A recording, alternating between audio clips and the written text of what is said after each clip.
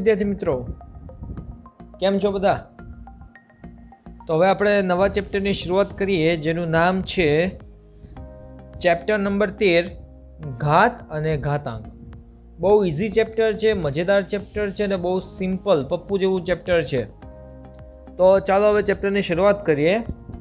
તો જો અહીંયા મેં તમને પહેલો જ સવાલ પૂછ્યો છે કે ભાઈ આપણને કોઈ એમ પૂછે અથવા તો તમને એવો સવાલ થાય કે ભાઈ ઘાત અને ઘાતાંકનો ઉપયોગ ક્યાં થાય છે અને ઘાત અને ઘાતાંક એટલે શું, બરાબર? તો એનો ઉપયોગ અને ઘાત અને ઘાતાંકનો અર્થ એની માટે જો અહીંયા મેં લખ્યું છે કે ભાઈ કોઈ પણ મોટી સંખ્યાને ટૂંકમાં લખવા માટે ઘાતાંકનો ઉપયોગ થાય છે. તમે કહેશો સર કઈ રીતે? એટલે કે હું તમને એમ કહું કે ભાઈ પૃથ્વીનું દળ 5 9 7 0 0 0 0 0 0 0 0 0 0 0 બરાબર આટલા કિલોગ્રામ છે. તો હવે તમને આને વાંચતા આવડે નહીં? આપણને તો કરોડ અબજ સુધી આવડે છે, બરાબર? એનાથી આગળ આપણને ખબર નથી. તો હવે એનાથી વધારે આંકડા હોય તો એવું વાંચવું તો અઘરું પડી જાય ને, લખવું અઘરું પડી જાય. તો આવી સંખ્યા માટે ઘાતાંકવાળું સ્વરૂપ સારું પડે. એટલે કે જો આ કેટલા ઝીરો છે? 1 2 3 4 5 6 7 8 9 10 11 12 12 ઝીરો મતલબ શું? અને આમ લખાય 597 ગુણ્યા 10⁻12 કેજી. હવે અહીંયા કંઈ જરૂરી નથી 12 ઘાત. હવે મને અંદાજ, આ તો મેં ખાલી અંદાજ તમને ઉદાહરણ આપવા માટે લખ્યું કે બરાબર કે આટલા ઝીરો આવે, આનાથી વધુ પણ આવી શકે અને ઓછા પણ આવી શકે. તો અહીંયા જો મેં આ 0 0 0 0 એ ગુણાકાર જ કહેવાય. 597નો આ 10⁻12 વડે ગુણાકાર છે. તો આ એક મેં ટૂંકા સ્વરૂપે લખ્યું એમ કહેવાય. હવે આને વાંચવું હોય તો આપણે આમ વાંચી શકીએ 597 ગુણ્યા 10⁻12 કિલોગ્રામ આટલું વજન છે પૃથ્વીનું, બરાબર? પૃથ્વીનું દળ આટલું છે. તો આ તમને જે આ સંખ્યાનું સ્વરૂપ છે ને ઘાતાંકીય સ્વરૂપ કહેવાય. શું કહેવાય? ઘાતાંકીય સ્વરૂપ. એટલે જો અહીંયા આપણે કર્યું કે ભાઈ મોટી સંખ્યા છે, મોટી સંખ્યાને ટૂંકમાં લખવા, આ ટૂંકમાં લખીએ આપણે તો આ ઘાતાંકનો ઉપયોગ થાય. ચલો એક ઉદાહરણ જોઈએ આપણે કે અહીંયા આ સંખ્યાને વાંચ્યું તો આ તો તમને આવડે: એકમ, દશક, 100, 1000, 10,000, લાખ, 10 લાખ. એટલે અમે શું લખ્યા છે? 10 લાખ, બરાબર? હવે અહીંયા 10 લાખને મેં અહીંયા ગુણાકારના સ્વરૂપમાં લખ્યા છે કે ભાઈ 10 ગુણ્યા 10 ગુણ્યા 10 ગુણ્યા 10 ગુણ્યા 10 ગુણ્યા 10 કરશો તો તમને 10 લાખ જવાબ મળશે. હવે આ કઈ રીતે આવ્યું ખબર છે? હવે તમે ઓલું અવિભાજ્ય અવયવની રીત તમને ખબર જ છે કે આ રીતે 10 લાખ હોય, બરાબર? અને 10 વડે ભાગો તો ખબર છે કેટલા આવશે? લાખ આવશે, બરાબર? હજી 10 વડે ભાગો તો કેટલા આવશે? 10,000 આવશે. હજી 10 વડે ભાગો તો કેટલા આવશે? 1000 આવશે. હજી 10 વડે ભાગો તો કેટલા આવશે? 100 આવશે. હજી 10 વડે ભાગો તો હવે આ ગુણાકાર કરો, જે આ ભાગ પડ્યા, બરાબર? આ ભાગફળ જે કહેવાય એના ગુણાકાર કરો તો અહીંયા તમને આ રીતે આવશે. તમે આ ગુણાકાર જે ભાગફળ છે ને એનો ગુણાકાર કર્યો તો હવે જો, હવે સાંભળજો કે આ જો આ 10નો કેટલી વાર ગુણાકાર છે? તમે કહેશો 1 2 3 4 5 6. તો એટલે મેં અહીંયા લખ્યું કે 10⁶ અને વંચાય શું? 10⁶, બરાબર? અને અહીંયા જે 10 છે ને, 10 એ જગ્યાને કહેવાય આધાર. જો અહીંયા લખ્યું કે 10ને કહેવાય આધાર અને આ 6 ને શું કહેવાય? 6 ને તો એને કહેવાય ઘાતાંક. એટલે આ ઘાતવાળું સ્વરૂપ છે એ કઈ રીતે આવે? તો કે જો અહીંયા એક સંખ્યા આવે અને પહેલા માળ ઉપર એક સંખ્યા આવે. તો આ જે નીચેની જગ્યા છે એને કહેવાય આધાર અને જે પહેલા માળ છે, પહેલો માળ, એને કહેવાય ઘાતાંક. શું કહેવાય? ઘાતાંક. અને એને વાંચવું હોય, આ ઘાતાંકને વંચાય શું? તો કે ભાઈ આધારની ઘાત છે એમ વંચાય. આ જે ઘાતાંક છે ને એને શું કહેવાય? આધારની ઘાત. એટલે અહીંયા જો આને શું વંચાય? 10⁶. ઓકે, આવડશે? ઓકે. હવે આવી સંખ્યા સ્વરૂપે લખવું હોય તો તમને એમ થાય કે સર અહીંયા 10 ને 6 આ રીતે જ લખવાનું. તો હવે તમારે યાદ કેમ રાખવું કે ભાઈ આધારમાં શું લખવું અને ઘાતાંકમાં શું લખવું? તો જો અહીંયા તમારે ગમે ત્યારે ધ્યાન રાખવાનું કે જે સંખ્યાનો ગુણાકાર હોય ને ભાઈ, જોજો જે સંખ્યાનો ગુણાકાર છે તે આધાર કહેવાશે. શું કહેવાય? આધારમાં આવશે. અને જેટલી વાર ગુણાકાર છે એ ક્યાં આવશે? ઘાતાંકમાં આવશે. જો અહીંયા કોનો ગુણાકાર છે? 10નો. તો 10ને મેં ક્યાં લખ્યા? આધારમાં. અને આ 10નો કેટલી વાર ગુણાકાર છે? તો તમે કહેશો 6 વાર. તો અહીંયા જો મેં ઘાતાંકમાં શું લખ્યું? 6. અને આને વંચાય શું?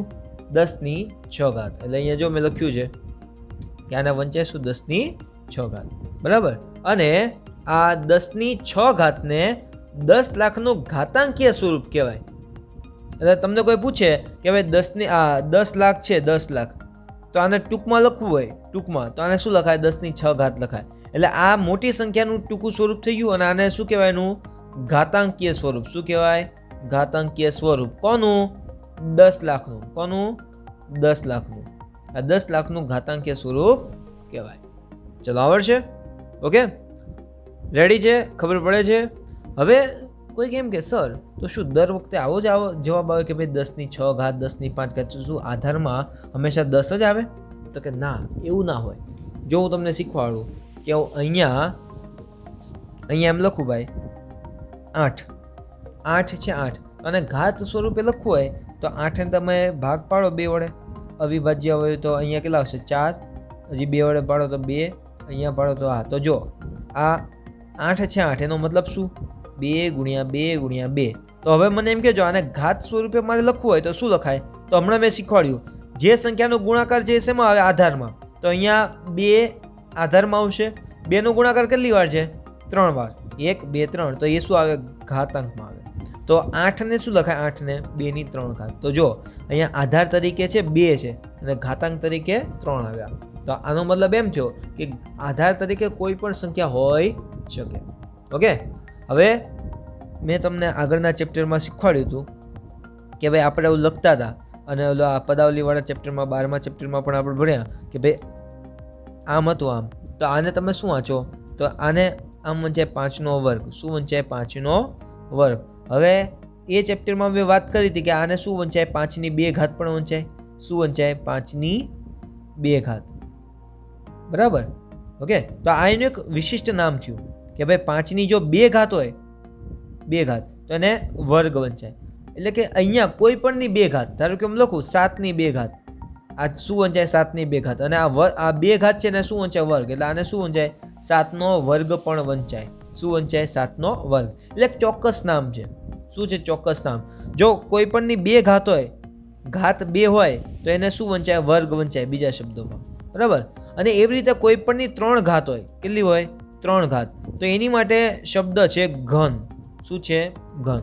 હું એમ લખું, આ જો મેં લખ્યું 2⁵, તો આને આમ પણ વંચાય 2નો ઘન. શું વંચાય? 2નો ઘન. એટલે આવી રીતે કોઈ પણ સંખ્યાની તમને ઘાત લખતા આવડે. ઓકે, અને હવે આમ આપ્યું છે કે ભાઈ 5ની 2 ઘાત. ચલો, આમ છે તો આપણે મેં શીખવાડ્યું કે 5ની 2 ઘાત એટલે શું? કે આ તમારે 5નો ગુણાકાર કેટલી વાર કરવાનો? 2 વાર. કેટલી વાર? 2 વાર. તો આને આમ લખાય 5 × 5. તો હવે એની કિંમત શોધો. 5 × 5 કેટલા થાય? 25. તો તમને આવડી ગયું 5નો ઘન કેટલો થાય? એટલે 5નો વર્ગ કેટલો થાય? 25. ઓકે, તો અહીંયા જો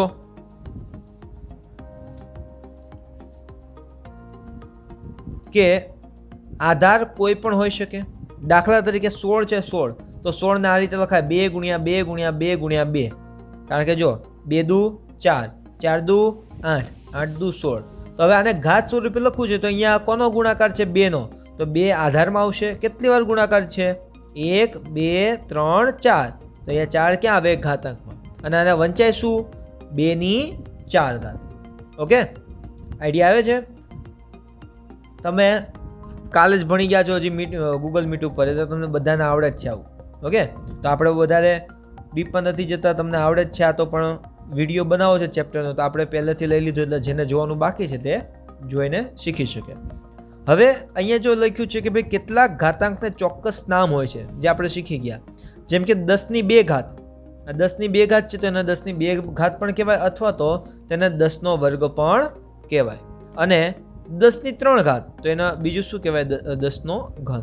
એવી રીતે 3ની 3 ઘાત હોય તો એને 3નો ઘન પણ કહેવાય. 3ની 2 ઘાત હોય તો એને 3નો વર્ગ પણ કહેવાય. એટલે જ્યાં પણ 2 ઘાત હોય એને વર્ગ વંચાય, અને 3 ઘાત હોય એને ઘન પણ કહેવાય. ઓકે, જેને જે કહેવું હોય તે કહી શકે છે, એમાં બધું ચાલે. ક્લિયર છે?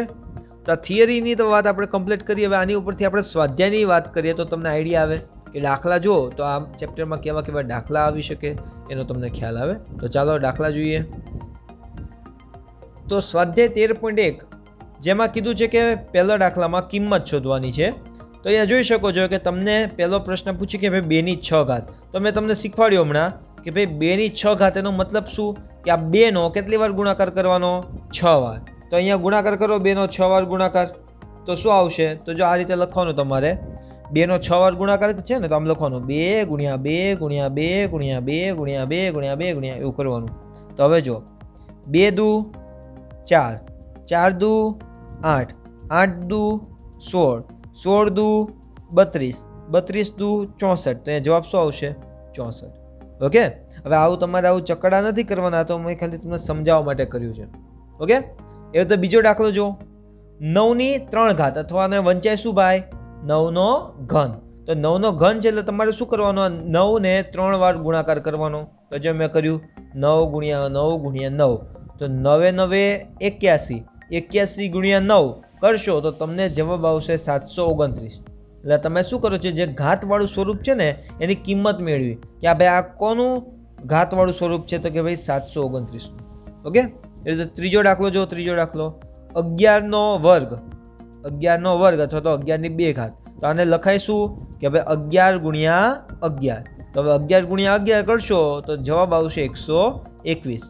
મેં 1 થી 30 સુધીના વર્ગ તમને ક્લાસમાં લખાવેલા જ છે, બરાબર? તો એ જોઈ લેજો એટલે તમને આઈડિયા આવે. અને 1 થી 20 સુધીના વર્ગ તો તમને આવડવા જોઈએ, મોઢે આવડવા જોઈએ. ઓકે. એટલે લખાવેલા છે તો તૈયાર કરજો. હવે અહીંયા જો 5ની 4 ઘાત છે. શું વંચાય? અને 5ની 4 ઘાત. એનો મતલબ શું કરવાનું? તમારે 5ને 4 વાર ગુણવાના, 4 વાર ગુણવાના, 4 વડે નહીં. અમુક લોકો ભૂલ કરશે. આને શું વાંચે ખબર? 5ની 4 ઘાત છે ને એટલે આનો આન્સર શું કરશે? 5 ચોક 20. તો એ પડે ખોટું. આપણે 5 અને 4નો ગુણાકાર નથી કરવાનો, 5ને 4 વાર 5 વડે ગુણવાનો. સમજો આ રીતે 5 ગુણ્યા 5 ગુણ્યા 5 ગુણ્યા 5. આ જો મેં 5નો કેટલી વાર ગુણાકાર કર્યો? 4 વાર. તો હવે જો 5 ગુણ્યા 5 25, 25 ગુણ્યા 5 થશે 125, અને 125 ગુણ્યા 5 કરશો તો જવાબ આવશે 625. ઓકે. તો સાવ સિમ્પલ દાખલો છે. આવી રીતે કોઈ પણ તમને કિંમત શોધવાની કીધી હોય તો તમને આવડી જાય, બધાને આવડી જાય. તો જો આ તમારે એક્સ્ટ્રા પ્રેક્ટિસ કરવી હોય તો હું તમને આપું છું, તમે ઘરે ટ્રાય કરજો કે ભાઈ હું એમ તમને આપું 7ની 2 ઘાત, પછી 3ની 3 ઘાત, 4ની 3 ઘાત, 5ની 5 ઘાત તો મોટું પડી જશે. લખો 6ની 3 ઘાત, બરાબર? 2ની 7 ઘાત, 2ની 8 ઘાત,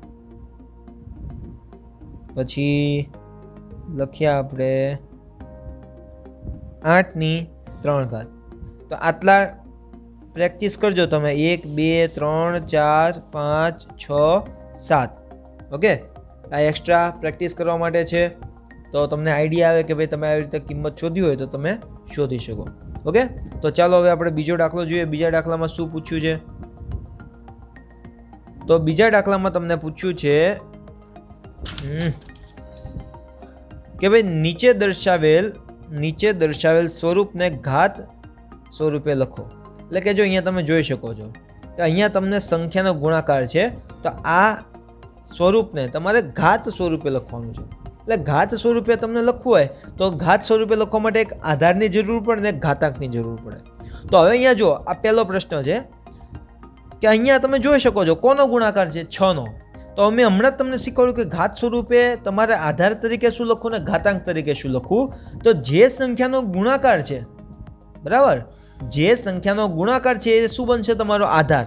અને જેટલી વાર ગુણાકાર છે એ શું બને? ઘાતાંક. તો અહીંયા કોનો ગુણાકાર છે? 6નો. તો અહીંયા આધાર તરીકે શું બનશે? 6. અને ઘાતાંકમાં જોવાનું કે ભાઈ કેટલી વાર ગુણાકાર. તો જો 1 વાર, 2 વાર, 3 વાર અને 4 વાર. જો 1 વાર, 1 2 3 4, 4 વાર ગુણાકાર થયો, બરાબર? તો અહીંયા જો લખાય 6ની 4 ઘાત. ઓકે. સમજ પડે છે? 6ની 4 ઘાત થઈ ગઈ. ચલો એવી રીતે બીજો દાખલો જો t ગુણ્યા t. તો અહીંયા t કેટલી વાર છે? t 2 વાર. તો આને ઘાત સ્વરૂપે લખો તો શું લખાય? t ની 2 ઘાત અથવા તો t નો વર્ગ. આ રીતે પણ એને લખાય. ચલો ઓકે. ત્રીજો દાખલો જો. ચલો અહીંયા કોણ છે? b છે. તો b એ શું બનશે? આધાર બનશે. અને કેટલી વાર છે b? 1 2 3 4. તો અહીંયા જવાબ શું બને? બીની 4 ઘાત. સમજ પડે છે બધાને? ઓકે, તમે આ ઓલરેડી મેં તમને શીખવાડી દીધું છે એટલે આપણે અત્યારે તમને આ રીતે લખીને સમજાવું છું. ચલો હવે અહીંયા જોવાનું છે. અહીંયા જુઓ 5 ગુણ્યા 5 ગુણ્યા 7 ગુણ્યા 7 ગુણ્યા 7. હવે અહીંયા બે સંખ્યા છે. તો પેલા આને જુઓ, આને આ 5 છે 5, તો 5 કેટલી વાર છે? 2 વાર. તો આને શું લખાય? 5 નો વર્ગ લખાય. શું લખાય? 5 નો વર્ગ. અને આમ લખાય ને 5 નો વર્ગ. હવે અહીંયા જુઓ 7 ગુણ્યા 7 ગુણ્યા 7, તો અહીંયા આધાર તરીકે આવશે 7 અને 7 કેટલી વાર છે? 3 વાર. તો ગુણ્યા 3. તો અહીંયા જો 5 નો વર્ગ ગુણ્યા 7 નો ઘન. હવે મને એમ કહો તો કે આ બંને વચ્ચે શેની નિશાની છે? ગુણાકારની. એટલે આ બે સંખ્યાનો ગુણાકાર છે ને, તો અહીંયા પણ શું આવશે? ગુણાકાર આવશે. તો આન્સર શું બનશે? જો 5 ની 2 ઘાત ગુણ્યા 7 નો ઘન. જોજો 5 ની 2 ઘાત ગુણ્યા 7 નો ઘન આવી જાય. ખબર પડે છે? એવી રીતે ચોથો પાંચમો દાખલો જુઓ.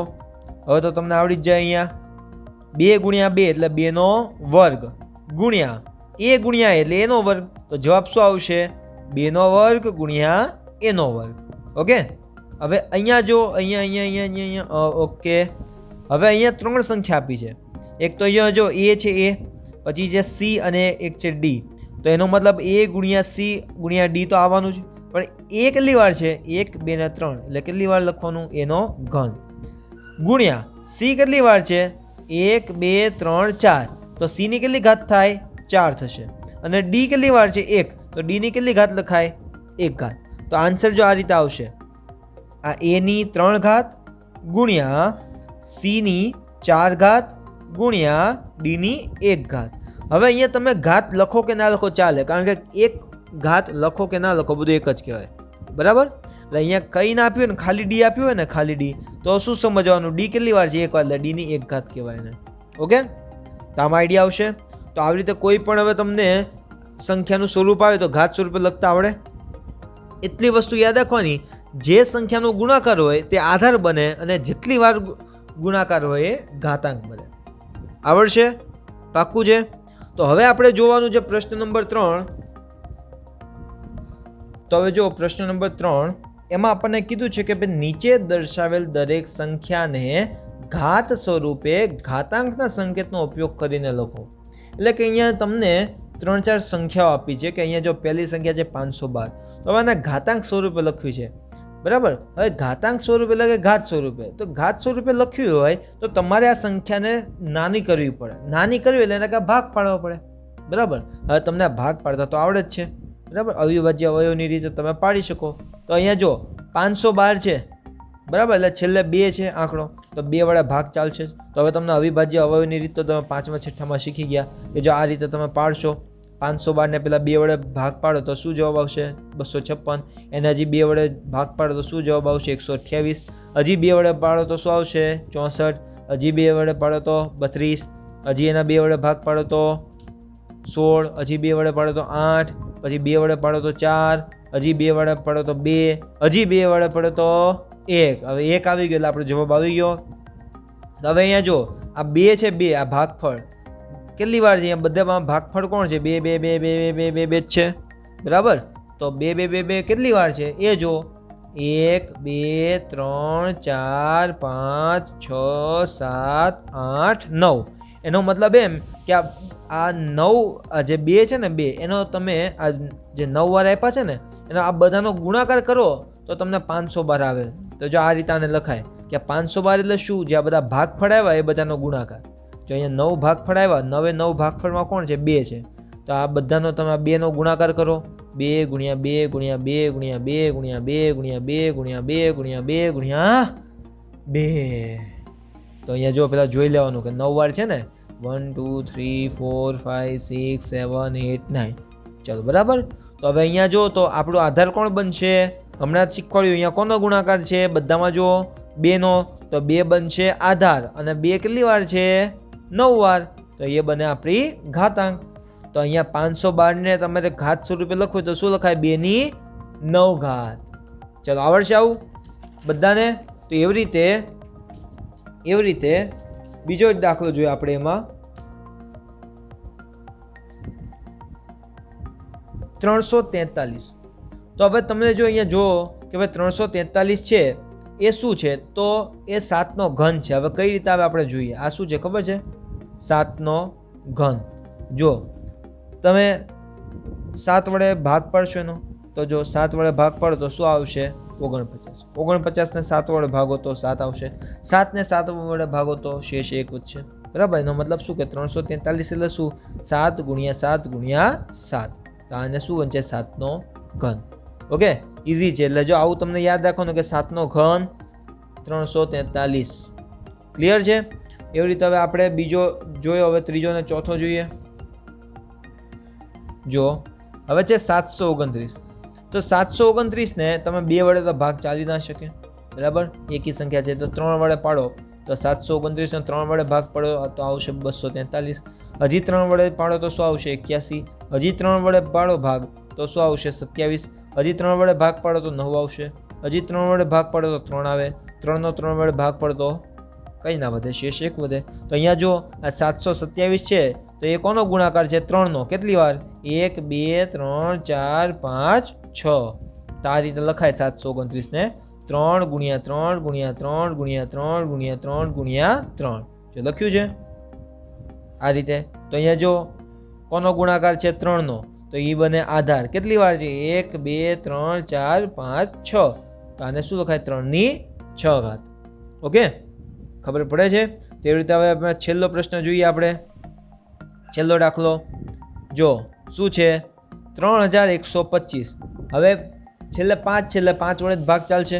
ઓકે, 3 વડે ચાલે પણ આપણે ડાયરેક્ટ 5 વડે ચલાવીએ છીએ અત્યારે, કારણ કે એ છે ને એ 5/5 છે. હમણાં તમને જોશો અહીંયા. તો જો 5 વડે ભાગ ચલાવો તો શું આવે? 31 25 એટલે 3125 ને 5 વડે ભાગ ચાલો તો આવે 625. હજી તમે 5 વડે ચલાવો તો શું આવશે? 125. હજી 5 વડે ભાગ ચલાવો તો શું આવશે? 25. હજી 5 વડે ચલાવો તો આવશે 5. હજી 5 વડે ભાગ ચલાવો તો કઈ ના વધે? 1 વધે. તો એનો મતલબ જો 5ની કેટલી ઘાત થાય? 5 ઘાત. કેમ? 5 × 5 × 5 × 5 × 5. જે 5નો ગુણાકાર છે કેટલી વાર છે? 5 વાર. એટલે અહીંયા 5/5 ઘાત આવે. તો આવડી જશે આ દાખલો. પણ સિમ્પલ જ છે, બહુ કંઈ અઘરું છે નહીં. તો પ્રશ્ન નંબર 3માં તમને હવે કોઈ પણ સંખ્યાના ભાગ પાડવાને કીધો તો આવડી જાય, અને ભાગ પાડીને તમને એને ઘાત સ્વરૂપે લખવાની છે તો આવડી જાય બધાને. ઓકે, તો દાખલા નંબર 3માં ખબર પડી. તો ચાલો હવે દાખલા નંબર 4 જોઈએ. તો જો પ્રશ્ન નંબર 4, નીચેના દરેકમાંથી શક્ય હોય ત્યાં મોટી સંખ્યા શોધી કાઢો. હવે સરખામણી કરવાની છે ભાઈ. હવે સરખામણી કરીને મોટી સંખ્યા શોધવાની. પણ અહીંયા સંખ્યા છે તમને સીધી રીતે નથી આપી, તમને ઘાત સ્વરૂપે આપી છે ભાઈ. કયા સ્વરૂપે આપી છે? ઘાત સ્વરૂપે. તો હવે ઘાત સ્વરૂપમાંથી કઈ રીતે ખબર પડે કે ભાઈ બે સંખ્યામાંથી મોટું કોણ નાનું કોણ? તો બહુ સિમ્પલ છે ભાઈ. જો હવે આવી રીતે તમને ઘાતવાળી સંખ્યા પૂછે અને એમાં સરખામણી કરીને નાની મોટી સંખ્યા શોધવાની કહે ને, તો કશું કરવાનું નથી તમારે. જોજો, સાંભળજો. અહીંયા એક ઉદાહરણ આપું કે અહીંયા જો બે સંખ્યા છે. અહીંયા છે 4/3 ઘાત અને અહીંયા છે 3/4 ઘાત. બરાબર. તો હવે આ બેમાંથી તમારે મોટું ચેક કરવું છે ને, તો બહુ સિમ્પલ વસ્તુ છે, કશું કરવાનું નથી અઘરું. એટલું જોવાનું છે કે હવે મને એમ કહેજો કે આ બેમાંથી મોટી ઘાત કોની? 4/3 ઘાત કે 3/4 ઘાત? તો તમે કહેશો ભાઈ 3/4 ઘાત મોટી, કારણ કે અહીંયા ઘાત, આ ઘાતમાં મોટું કોણ? અહીંયા 3 ઘાત છે ને અહીંયા 4 ઘાત. તો મોટી ઘાત કોની કહેવાય? આ 3/4 ઘાત એ મોટી કહેવાય. તો બસ આ સંખ્યા મોટી, આ સંખ્યા મોટી થશે. તમે કહેશો સર કઈ રીતે? તો હવે આવું તમારે જો સાબિતી જોતી હોય ને તો ગુણાકાર કરવો પડે, પણ અમુક વાર છે ને ગુણાકાર મોટો થઈ જાય. બરાબર ને, પોસિબલ ના થાય. એટલે તમારે એટલું જ યાદ રાખવાનું કે ભાઈ જેની ઘાત મોટી, હજી કહું છું મગજમાં ફિટ કરી લેજો આ વાક્ય, કે ભાઈ જો બે સંખ્યામાં જેની ઘાત મોટી એ સંખ્યા મોટી. અહીંયા 4/3 ઘાત છે, અહીંયા 3/4 ઘાત છે, તો કોની ઘાત મોટી કહેવાય? 3ની. તો અહીંયા જે 3/4 ઘાત છે મોટી કહેવાય ભાઈ. 3/4 ઘાત ગ્રેટર ધેન 4/3 ઘાત. બરાબર, આટલું યાદ રાખજો. હવે આવું તો તમને જો તમે ગુણાકાર કરીને જોઈ શકો. 3/4 ઘાત છે ને, તો એનો તમે ગુણાકાર કરો 3/4 ઘાતનો, તો આ રીતે લખાય 3 ગુણ્યા 3 ગુણ્યા 3 ગુણ્યા 3. તો જવાબ શું આવશે ખબર? 3 તરી 9, 9 તરી 27 અને 27 ગુણ્યા 3 કરશો તો જવાબ આવે 81. ચલો બરાબર. અને 4 ની 3 ઘાત, તો 4 ની 3 ઘાત એટલે 4 ગુણ્યા 4 ગુણ્યા 4. તો 4 ની 3 ઘાત એટલે શું થાય? ચોકે ચોકે 16, 16 ચોક 64. તો જોઈ લો 81 એ મોટા છે 64 કરતાં. તો આવી ગયો જવાબ. બરાબર. આવું તો શું તમે સાબિતી કેમ આપી શકો? કારણ કે ઘાત અહીંયા નાની છે. અમુક વાર 100 ઘાત, 50 ઘાત, 70 ઘાત એવું આવે તો પછી પ્રોબ્લેમ થાય. એટલો ગુણાકાર તો આપણે કરી ના શકીએ.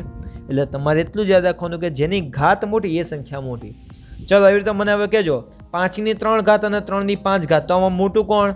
3 ની 5 ઘાત. તો તમારે અહીંયા ડાયરેક્ટ લખી જ દેવાનું 3 ની 5 ઘાત લેસ ધેન અહીંયા ઊંધું બોલ્યો, 5 ની 3 ઘાત લેસ ધેન 3 ની 5 ઘાત. બરાબર. આ મોટું છે. આ શું છે? 3 ની 5 ઘાત. હવે આનું સાદુરૂપ તમે આપી શકો. 3 ને 5 વડે ગુણાકાર કરો અને 5 ને 3 વડે કરો તો આપી શકો. પણ આપણે સાબિતી આપવાની જરૂર નથી, તમે આ ડાયરેક્ટ લખી શકો. ચલો હવે અહીંયા મને કહેજો 2 ની 8 ઘાત મોટી કે 8 ની 2 ઘાત? તો તમારે આન્સર આપવાનો કે અહીંયા 2 ની 8 ઘાત, જો અહીંયા 8 ઘાત છે ને અહીંયા 2 ઘાત છે ખાલી, તો વધારે ઘાત કોની છે? આ 2 ની. તો અહીંયા લખવાનું કે 2 ની 8 ઘાત ગ્રેટર ધેન 8 ની 2 ઘાત. ચલો બરાબર. ઓકે. હવે અહીંયા જો અહીંયા કેવડાવે તમને 100 ની 2 ઘાત અને 2 ની 100 ઘાત. તો 100 ની 2 ઘાત તો તમે કરી શકો, જવાબ આવે 10,000. પણ 2 ની 100 ઘાત કરવા જઈએ તો લાંબા થઈ જઈએ ભાઈ. અને એક્ઝામમાં પૂછે તો 2 નો તમારે 100 વાર ગુણાકાર કરવો પડે. કેટલી વાર? 100 વાર. આપણે તમે 10 વાર ગુણાકાર કરો તો 4 આંકડામાં જવાબ આવે. હવે આવું 100 વાર કરો તો કેટલું લાંબુ થાય? બરાબર. એટલે એની માટે જ આ લોકોએ આ ટ્રીક આપી છે કે ભાઈ જેની ઘાત મોટી એ સંખ્યા મોટી. તો અહીંયા કોની ઘાત મોટી છે? 100 ની કે 2 ની? તો તમે જુઓ 2 ની 100 ઘાત છે એટલે અહીંયા મોટું કોણ થશે? 2 ની 100 ઘાત મોટા થશે. એટલે અહીંયા આપણે મૂકી દઉં છું લેસ ધેન. ચલો હવે અહીંયા કહો 2 ની 10 ઘાત અને 10 ની 2 ઘાત, એમાં મોટું કોણ થશે? તો 2 ની 10 ઘાત એ 10 ની 2 ઘાત કરતાં મોટા થશે. તો અહીંયા હું લખી દઉં ગ્રેટર ધેન. તો આવડશે? છે ને સિમ્પલ. હવે આવી રીતે કોઈ પણ સંખ્યાની સરખામણી કરવાનું કે તમને, અને તમને એ ભાઈ કેમ ઉડે છે? હા. અને એમાંથી તમને નાની મોટી સંખ્યા શોધવાનું કે તો આવડી જાય. આવું પૂછે ને તો 1 માર્ક રોકડા મળવા જોઈએ, બેઠા મળે. કંઈ યાદ રાખવાનું નહીં, ઘાત મોટી એ સંખ્યા મોટી, બસ આટલું યાદ રાખજો. ઓકે.